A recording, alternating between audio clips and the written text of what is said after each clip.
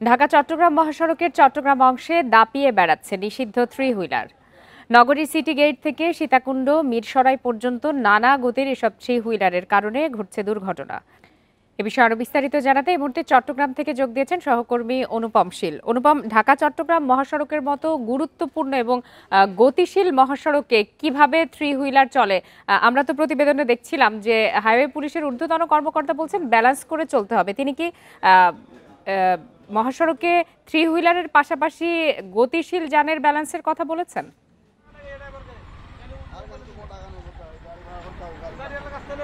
হ্যাঁ, অনেকটা সেরকমই। অর্থাৎ আপনি জানেন বা আমরাও জানি যে মূলত এই ঢাকা চট্টগ্রাম মহাসড়কটি চট্টগ্রাম বন্দরের সাথে প্রধান গেটওয়ে হিসেবে পরিচিত। অর্থাৎ চট্টগ্রাম বন্দরের সাথে যে পণ্যবাহী যান চলাচল সারা দেশে হয়ে থাকে, সেই সারা দেশের সাথে এটি একটি প্রধান গেটওয়ে। কিন্তু এখানে বিভিন্ন গতির যানবাহন চলে, বিশেষ করে বড় লরি থেকে শুরু করে যাত্রীবাহী বাস এবং কাভার্ড ভ্যান এই ধরনের যানবাহনগুলো চলে।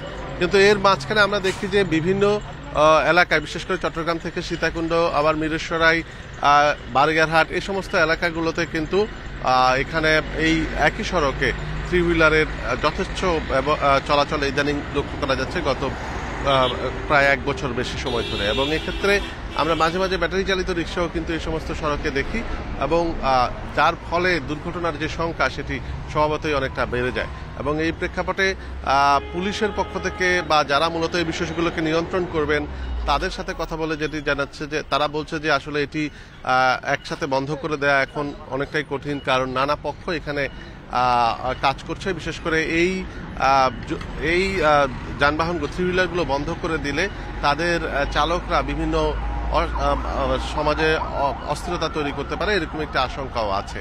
অর্থাৎ এই থ্রি হুইলার বা অটোরিকশাগুলো চালাচ্ছেন তারা তো অন্য পেশায়ও নিজেদেরকে সংযুক্ত করতে পারেন। যদি এভাবে থ্রি হুইলারের সংখ্যা বাড়তে থাকে, সেক্ষেত্রে যেই অন্যান্য যানবাহনগুলো আছে সবার জন্যই তো দুর্ঘটনার ঝুঁকি থেকে যায়।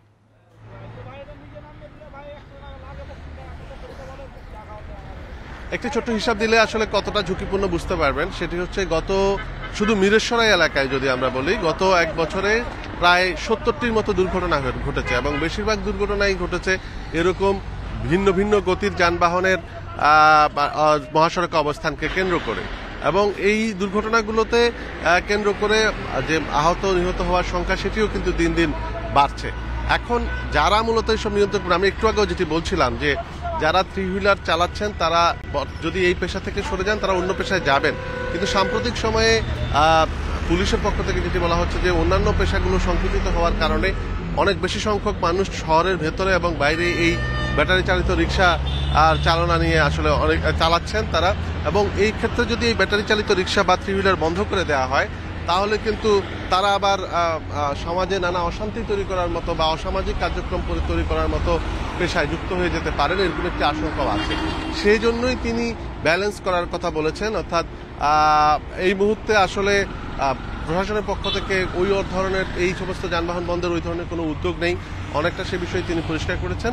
এবং সেক্ষেত্রে হয়তো এই মৃত্যুর মিছিল বা দুর্ঘটনার যে সংখ্যা সেটি অনেকটা বাড়বে। আমরা কিন্তু এই জায়গাটিতে আছি, এই জায়গায় কিন্তু এই একটি মেডিকেল বিশ্ববিদ্যালয়, এবং এই মেডিকেল বিশ্ববিদ্যালয়ের একজন শিক্ষার্থী গত 1 মাস আগে তিনি এখানে অর্থাৎ এই সড়কেই প্রাণ দিয়েছেন।